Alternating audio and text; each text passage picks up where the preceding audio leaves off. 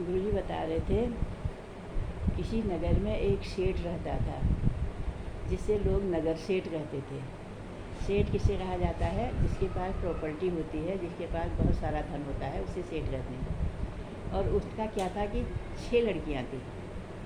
वो बड़ा अहंकारी था और हर समय अपने धन के, अपने पैसों के अहंकार में फूला नहीं जमाता था। वो सोचता था मेरे बराबर अमीर कोई है ही नहीं, मेरे पास सब कुछ मेरे ही पास है, मेरे से बड़ा कोई नहीं है। अब उसकी 6 लड़कियां थी। वो रोज़ 6 लड़कियों को सामने बिठाता था, उनसे पूछता था बेटा बताओ तुमको कौन खाना खिलाता है? तो 5 लड़कियां कहती पिताजी आप। वो कहते थे तुम्हारे लिए वस्त्र आभूषण कौन लाता है? वो कहते थे पिताजी आप। वो बड़ा खुश होता था, मेरी लड़कियां मेरे को देख के बहुत खुश हैं। और वो कह रही हैं कि पिताजी मेरे हमारे अच्छे हैं। लेकिन वो छठी लड़की जो थी वो उससे पूछता था, वो कहती थी नहीं आप नहीं खिला रही हो, मेरा भगवान खिला रहा है, मेरा परमात्मा खिला रहा है। तो इसलिए उसको बड़ा गुस्सा आता था। वो कहता कहाँ है तेरा परमात्मा?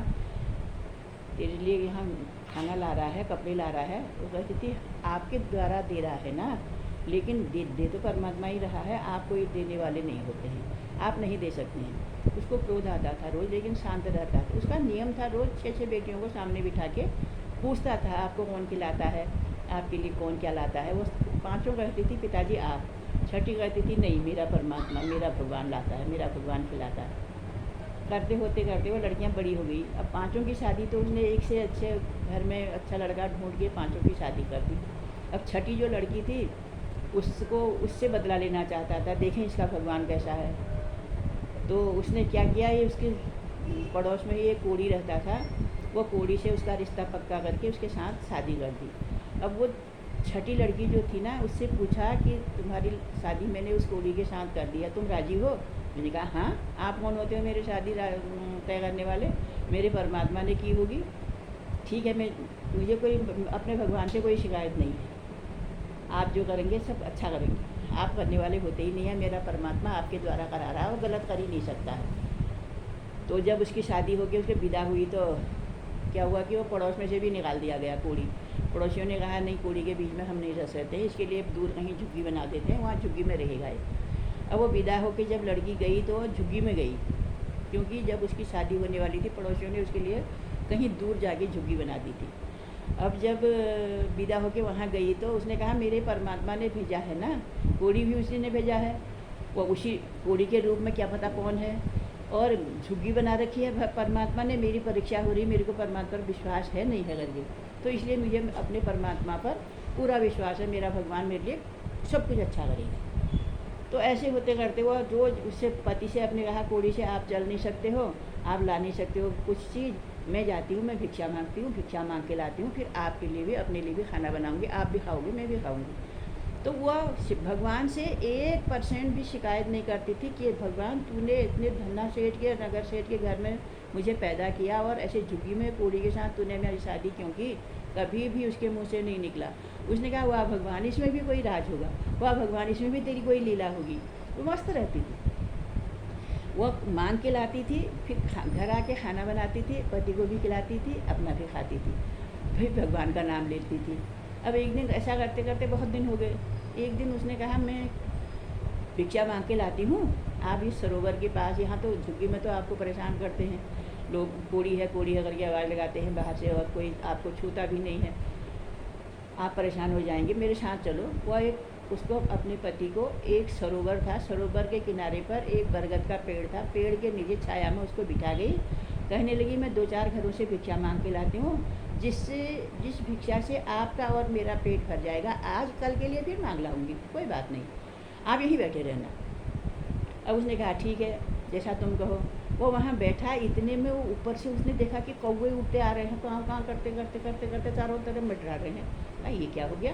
अब वो कौवे आए उसके बगल से सरोवर में डुबकी लगा के जाए, ऊपर आके वो हंस हो जाए सफ़ेद बिल्कुल। अब उसने कहा ये क्या चमत्कार है, तालाब में जा रहे हैं डुबकी लगाने के लिए कौवे, और ऊपर निकल रहे हैं हंस, ये है कि कई कैसी भगवान की लीला है। वो ऐसा सोच ही रहा था तो उसने सोचा कि ये काले काले कौवे हंस हो रहे हैं, एक बार मैं भी डुबकी लगा के देखूं। उसने एक डुबकी लगाई, भगवान ने अपनी लीला दिखाई, कौवे बन के आए, हंस बन के उड़ गए। उसके दिमाग में विचार डाल गए उसने सोचा मैं भी डुबकी लगाऊं। उसने एक डुबकी लगाई, उसका सारा कोट जो था वो हल्का हो गया, पूरा सारा शरीर का कोट पूरा हल्का हो गया। और दूसरी डुबकी लगाई और साफ हो गया। तीसरी डुबकी लगाई उसने, बिल्कुल जैसा पहले था वैसा हो गया जब बचपन में था। और चौथी डुबकी लगाई, वो तो भगवान के स्वरूप में आ गया, गोरा चिट्टा बिल्कुल जवान 18 साल का लड़का। उसने कहा ये क्या हो गया। भगवान का धन्यवाद करते करते हुआ वहाँ सरोवर से निकल के जहाँ पर उसकी पत्नी बैठा गई थी, वहाँ पर जैसे ही बैठा था इतने में उसकी पत्नी आ गई भीख मांग के। वो इधर उधर देख रही है, कहाँ है कहाँ है कहाँ है कहाँ है। प्रिया किसको ढूंढ रही हो आप? मैं अपने पति को ढूंढ रही हूँ। तो उसने कहा मैं ही तो तेरा पति हूँ। उसने कहा आप मेरे पति नहीं हो सकते हो, क्योंकि आप तो इतने सुंदर हो, इतने जवान हो, मेरा पति तो बूढ़ा है और कोढ़ है उसको, वो आप नहीं हो सकते हो, आप क्यों मजाक कर रही हो मेरे साथ। उसने कहा नहीं। उसने सारा वृत्तांत सुनाया। उसने कहा मैं यहाँ बैठा था, कौवे आए, वो डुबकी लगाई, फिर वो हंस बन के आए, मैंने भी डुबकी लगाई, मैं इतना ये इस स्वरूप में आ गया हूँ। तो उसने उस लड़की ने भगवान का धन्यवाद किया, प्रभु मुझे पता था आप मेरे साथ अन्याय नहीं होने दोगे, क्योंकि मैं आप पर विश्वास करती थी, श्रद्धा करती थी। वह श्रद्धा और विश्वास आज आपने मेरा पक्का कर दिया।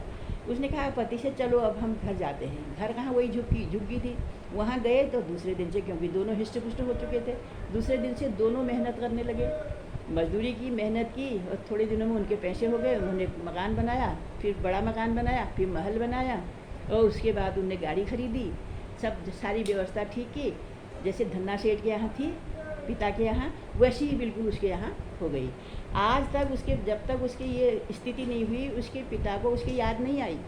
आज उसके भगवान सारी चीज़ करण करावन आपे आप, मानो के कुछ नहीं हाथ कहा ना गुरु ने।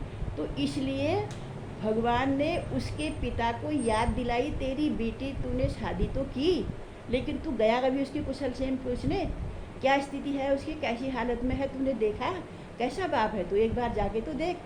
उसने सोचा ये ठीक तो कह रहे हैं, मैंने देखा ही तो नहीं कभी अपनी बेटी को। चलो उससे गलती हो गई थी, उसने कहा भगवान करता है। अब तो जब वो ऐसी स्थिति में थी, मैंने उसकी मदद करनी चाहिए थी। उसके दिमाग में आया तो वो गया, जहाँ पर उसकी झुग्गी थी वहाँ पर गया। वहाँ पर तो आलीशान मकान खड़ा था। उसने अगल बगल वालों से पूछा, यहाँ एक झुग्गी हुआ करती थी, उसमें एक कोढ़ी रहता था, वो कहाँ गए? उनको आप लोगों ने कहाँ निकाल के फेंक दिया? यहाँ से भी हटा दिया आपने उनको? उन्होंने कहा नहीं, ऐसा नहीं है। आप कौन हैं? उन्होंने कहा मैं जो भी हूँ, तुम बताओ। उसका एड्रेस पूछने आया हूँ, पता पूछने आया हूँ। तब उन्होंने कहा उन्हीं के का मकान है, उन्हीं की ये गाड़ी है, उन्हीं के सारे जो ठाट बाट देख रहे हैं ना आप, उन्हीं के हैं, वही हैं ये लोग। मैंने कहा ऐसा कैसे? तो उन्होंने कहा ये तो आप उनसे जाके पूछिए, अंदर हैं, बैठे हैं वो। बाप गया अंदर, बेटी ने पिता का अभिवादन किया, प्रणाम किया और कहा पिताजी कैसे आए? तो पिता तो बेटी के चरणों में गिर गया, कहने लगा बेटी मुझे क्षमा कर दो, आज मैंने तेरे भगवान को देख लिया है, तेरा विश्वास को देख लिया है।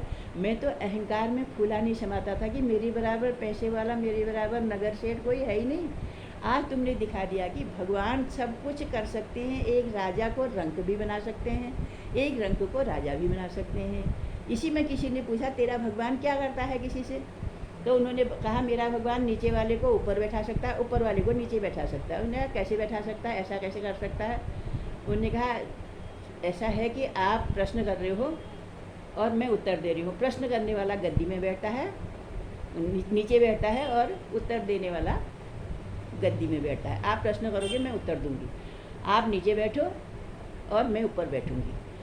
तो उसने, राजा ने कहा ठीक ही तो कह रही है।